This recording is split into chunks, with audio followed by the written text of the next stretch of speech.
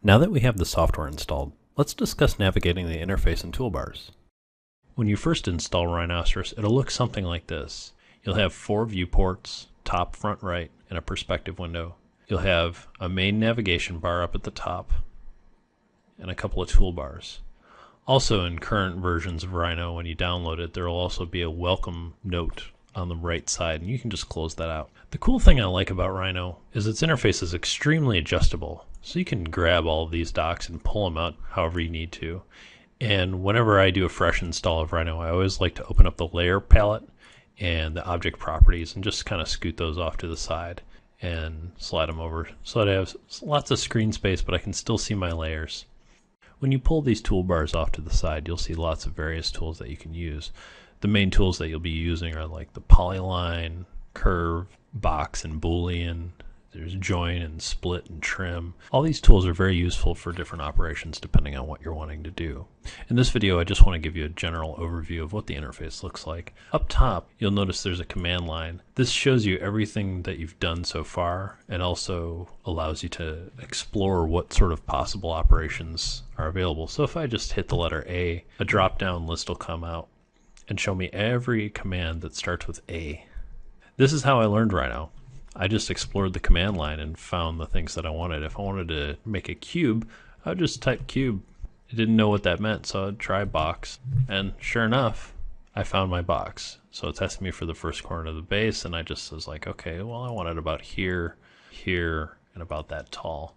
And I was able to make a box, and it was thrilling. And it was through a series of these sort of explorations that I really taught myself how to use the software. Going into the layers palette for a moment, you will use this probably every day that you're in Rhino. It's just like a Photoshop layer, only in 3D space. If I make a cube and I click on it, I can see down here in my object properties what layer it's on, what its display color is and line type and all this, but really just want to focus on layer for a moment. If I click on layer, I can actually assign it to its layer. And now you can see that it's red, so it must be on layer 1. And if we go down to the layer name, you can see it's on layer 1. You can lock layers, so now I can't select this at all. You can hide layers, you can turn them on and off. One thing that's different about the layer palette that you wouldn't find in Photoshop is that you can actually manipulate a layer even though it's not your active layer. See this little check mark where next to the default layer? That means that default's the active layer. So whenever I create something, this is now still on the default layer. If I want to work solely on layer 1, I actually have to check mark that box just by clicking on it. And now when I create a line, you can see it's now on layer 1. Alternately, you can change the line type of your layer. Say I have a line here and it's on layer 1. If I go across to layer 1, I can actually make that a dashed line. And now when I zoom in, you can see that's dashed. This is really convenient for when you're trying to really discern different types of layers. Maybe you're creating some sort of futuristic car or prop or some product. Being able to change the line type like this, not only its color, but its line type, really helps you understand and assign different types of visual definitions to your layers so that you can easily navigate your document. Those are really high level touches of what the layer palette can do for you. Now talking about the properties window down here, if I select an object, I get a full report of that object's basic properties, including what layer it is, what the display color looks like, its line type, print color, print width. And if I click on object up at the top, I can go into its material options, its texture mapping, and there's a bunch of other plugins that you can download from McNeil's website or rhino3d.com. As far as plugins and add-ons to Rhinoceros, Rhinoceros really has great support. Its developers are very passionate, and it's got a lot of community support by private developers that create plugins that do all sorts of amazing tools to help you really visualize and get the most out of your design. This video series is going to be more focused on the why more than the how. I'm going to teach you the basics and intermediate steps to constructing a model. There's lots of websites out there for advanced modeling, how to model a shoe, how to model a car, how to model a character. And you can go to those sites and learn great tutorials. I really want you to understand the principles of computer modeling so that you can really understand what it is you're trying to do in 3D space, so that you can create new problem-solving techniques to help yourself out in the future when you're trying to model that next great character, or that next great prop or consumer medical device, or whatever it is that you happen to be modeling. So that's a general overview of the interface of Rhinoceros. One other quick tip in the Rhinoceros workspace is that these viewports can all be maximized if you double click on their name. This is handy if you need to see a detail that you wouldn't be able to see in its regular view. Also, you can move these around to make one bigger, others smaller, and there's a button up here in the top navigation bar which gives you even more options of various ways to display your document. I like the default of just the 4 views, and when I need to work in perspective I can just double click on that. Rhino also comes with a great support menu that allows you to see help topics, frequently asked questions, how to learn Rhino. There's all sorts of tutorials here, places on the web that you can get extra help, command lists, all sorts of stuff that really helps you learn from the ground up. I consider navigating 3D space to be part of navigating through the interface. So let's talk about that now. So what is navigation in 3D space? Now, if you've ever used any sort of imaging software like Photoshop or GIMP or Illustrator or Painter, you've probably had to move around on your canvas somehow. You've either had to zoom in or pan around to look at details. The same thing's true in 3D space. You've got to do the same exact thing. You've got to move around, rotate around your object to see details that you wouldn't otherwise see. So to get a understanding of this, you experience this on a day-to-day basis. You just haven't realized it. Stand up away from your chair and walk towards your wall. Now walk back away from that wall. You've, in essence, zoomed in on that wall as far as a computer would understand it. Now walk side to side. Same thing as panning. It's very simple. But when you pick up something off of your desk and you start looking all around it, you're actually orbiting around it. Now your eyes are locked into your head, obviously. So in a computer program, you do this through the means of a camera. In the Rhino workspace, by default, you have a top navigation bar. Within that top navigation bar are a series of navigational controls. They include pan, rotate, zoom, zoom to a window, zoom to the extents of your document, and zoom selected. I've assembled a stack of shapes here to help us understand how to navigate through the navigation. If you click on the hand, it's very similar to what you would do in Photoshop of panning a document, where you can move it to the right or you can move it to the left. Now notice when I said move it to the right, the shape's actually moved left. The reason is you're not actually moving the document around. You're moving a 3-dimensional camera that's looking through the scene. So I'm going to move the camera to the right and the scene will shift left, and vice versa. Next is the rotate view. This is probably the most handy of the tools that you'll use because it allows you to really see the dimensionality of whatever you're working on. You click somewhere on your document and drag, and the camera will move all around. Zoom is just as it sounds. When you zoom in or click on the button and drag up or forward with your mouse, you move in towards the scene. And likewise, when you pull away, you zoom out. For the next tool, zoom window, if I click and drag out a window, it actually zooms me into that window space. This is actually really handy for looking at tight details that you might not otherwise see. The next one over is zoom extents. So this is very handy if, say, you're zoomed out way, way far and you want to see exactly what's in your scene that's visible. You can click on the zoom extents tool and it'll bring everything right back with a nice little bit of padding at top and bottom, left and right. The zoom selected tool is just as it sounds. If I select on the sphere here and I click on zoom selected, it'll zoom in to that which is selected.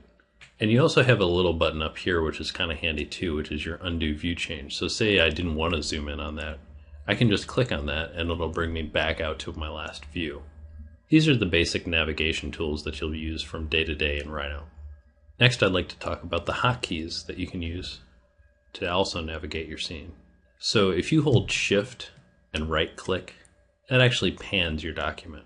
Likewise, if you hit Control and right click, you'll be able to zoom in and out. You'll notice wherever my mouse is, and I click and drag and zoom in, that's where it zooms in. So if I hold Control and I right click and drag on the sphere, it's going to zoom into the sphere. This is very good to know in case you're way out here again, and you know your object is somewhere around there. So if you put your cursor over there, click and drag, it'll bring it right into that space, so it's easier to navigate. Finally is the Orbit tool. This is really handy because it's just the right mouse button, and it allows you to zoom around the scene. Now I'd like to give you some practical applications for what you might be able to do with these. Mainly the pan, zoom, and orbit. These others, you won't use them as much. I want you to forget about the software and focus on your work, so this is where hotkeys become really important. First, I'd like to talk to you about the pan tool. What's handy about the pan tool is if you have a set focus distance where your camera is focused away from the geometry that you're working on and you want to keep it there, but you want to move this to the side because there might be some detail that's not exactly in your shot. Well, if you pan over, you keep your focal distance away from your geometry and you might start to see details that aren't otherwise there, such as a house or, whatever it is you happen to be working on. Next up is the zoom tool. This is very handy as it is in Photoshop, where you can see details that you wouldn't otherwise see by zooming into your document. So you can see this cube isn't actually a cube, it has fillets on it. That isn't a detail I'd be able to see from far away. So being able to zoom in on a document and see those really fine details is, well, really handy. Likewise, you might notice that I'm using my zoom, my pan, and my orbit all in conjunction through hotkeys. And it's really allowing me to fluidly move through space. That's something worth noting because eventually that's what you want to be able to do, is not have to think about what the zoom key is and what the pan key is, and be able to just really work on your document. Lastly is the orbit tool. So orbit is obviously very handy for being able to see all sides of your object, but it's also good for seeing details that you might not otherwise see. So at the bottom of this cube, we can see there's a little goblin guy underneath my cube that, well, I didn't really want him there, so I can go ahead now and delete him. And there's a little bit of detail here in the cube that I wasn't aware was there before. So using the orbit tool to be able to see those kind of details is actually really essential to being able to successfully complete a model and being able to see it from all sides. To review, the hotkeys that you really need to understand is that right click will orbit, Shift and right click will pan, and Control and right click will zoom in and out by default. In Rhino, you can change around all of your hotkeys. I keep them the same just because, well, once I learn a software, I don't like to keep relearning it and reteaching it to myself. I'd rather just focus on my work. And if you ever forget what those hotkeys are, you can always go back to these top default buttons that are up here, and they will allow you to make the same moves. So what I want you to do is download the model that's underneath the video in the link below, and there will be a view saved called bottom corner. It'll look like this when you open up the file. And what you're going to do is zoom out, pan up, and zoom back in. And then zoom back out, pan down, and zoom back in. And just keep doing that until you get the feel for zooming and panning, and then start playing around with orbiting. I'll even keep the goblin in there. Finally, let's talk about the toolbars. There's 3 ways in Rhino to create objects and modify them. You can go up to the file bar and use all of these different tools up here. You can type commands into the command bar, or you can use the toolbars. Now, when you're first starting out, you might lean towards using the tools up at the top on the file bar. As you evolve with your 3D modeling ability, eventually you'll start using the buttons. And finally, you might wind up just using the command bar and hotkeys. I would say I'm in between using the toolbars and the command bar and hotkeys. The only reason being is that sometimes there are tools that you might not remember the name. So it's nice to come back and look at the icons and say, yeah, that looks like what I want to do. The main 2 toolbars are called Main 1 and Main 2.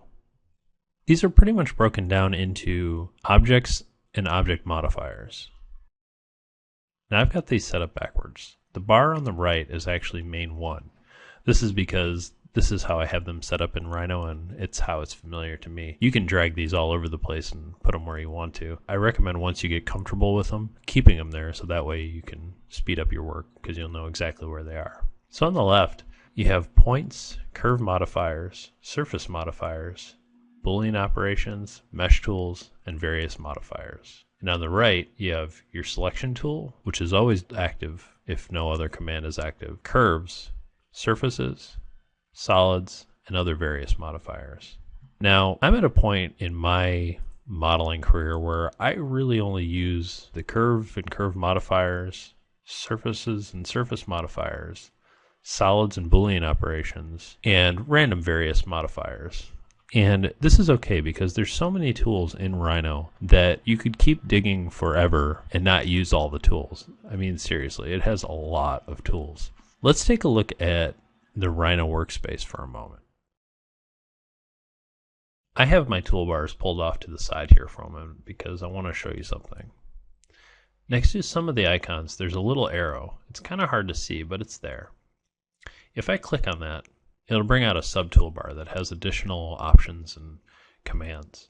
Some of these will have a sub-toolbar come out, but then that one has a sub-toolbar come out. So what happens is you have exponential growth of toolbars on your desktop. So having just main 1 and main 2 open is extremely handy because let me show you what this would look like if you were to have every available option open. I'm sure the first thing you're thinking is, that's a lot of toolbars. And it is. And this isn't even all of them. I realized after I put this together that I had missed a couple of the arrows, such as the circle tool. And you can see what it does to your workspace. It makes it a little cluttered and you can't really see what you're working on. So this is why having just the 2 toolbars open is the best way to work. Occasionally you might want to bring one of these out.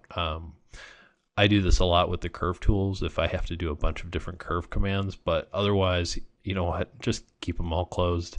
It'll make your work so much easier.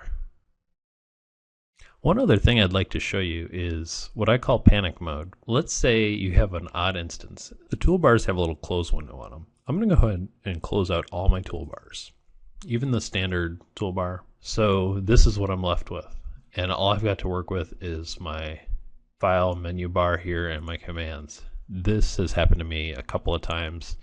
And I've actually panicked really bad because I had work to do. And I was like, oh, I don't know the command for this or that tool. Now, sure, I could have gone over here and started typing and, you know, looked through this list maniacally, but I didn't want to do that. So what you can do is go up to the file bar and click on Tools, and then click on Toolbar Layout. A little prompt will come up that'll have all of your different toolbar options here. So if I think I was under default 2 when I was like, okay, what did I need? Oh, I needed main 1 and main 2. And let's see, I needed the standard, should be right here. Okay, now I can redock that. I can close this out and redock this. And then I needed my layers and my object properties.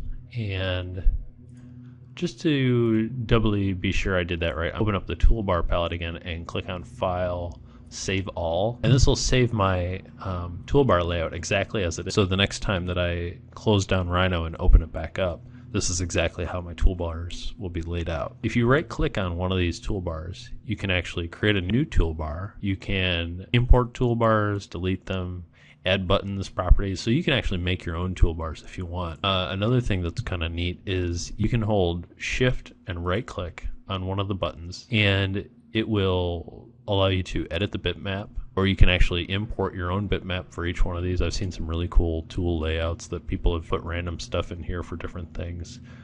Changing the names, changing what it does. You can even, you know, assign macros to each of the buttons, give it different names and stuff. So the toolbar is extraordinarily flexible. So with these toolbars, they are really the gatekeepers to doing all of your work outside of the top file menu bar and the command line. So that should give you a good idea of what the toolbars are all about. So what I highly recommend doing is clicking around on some of these icons and pulling them out and seeing what happens. The way I just did that was I click and hold on the button and then grab on the top bar here and pull it out. And then you can do that again if there's another submenu in there, and just close those out and play around with it and see what kind of cool tools you find. That's all for today. So stay tuned for the next video where we'll be discussing viewports and construction planes. Thanks so much for watching, and stay tuned.